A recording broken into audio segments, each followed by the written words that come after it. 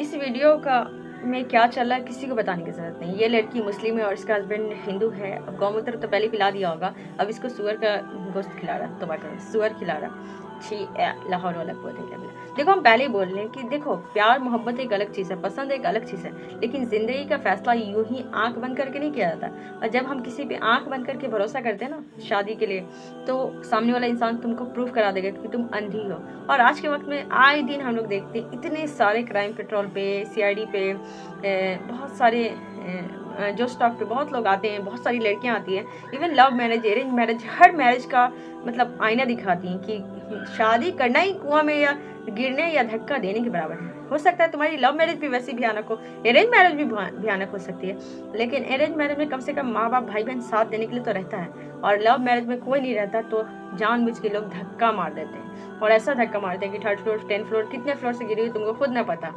तुम सूटकेस में जाओगी, कुकर में जाओगी, तुमको खुद नहीं पता। जब तुम अपनी इज्जत की, अपनी जान की हिफाजत ना कर सकी और अनजान इंसान पे भरोसा कर ली ना, मतलब लड़की के लिए मतलब जिंदगी उसी दिन खतरे में चली जाती है जब अपने माँ बाप को छोड़कर किसी अनजान इंसान पे भरोसा कर लेती है, एतमाद कर लेती है और उसके लिए घर छोड़ देती है। जिस दिन वो घर छोड़ी उस दिन से उसकी उल्टी गिनती शुरू हो जाती है। कभी भी खबर में आ सकता है, न्यूज़पेपर में आ सकता है, फ्रिज में पैक हो गई, कुकर में पैक हो गई, सूटकेस में पैक हो गई, नाले में मिले, तालाब में मिली, कहीं भी मिल सकती है।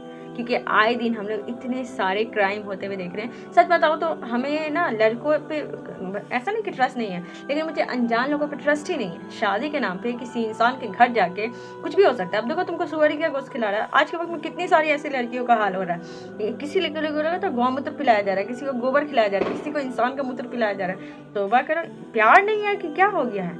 ऐसे ऐसे लोगों पे ना लानत है। ऐसी लड़कियां जो बाकी शादी करें उस पर भी लानत भेजो। तौबा करो, अल्लाह रहम करे।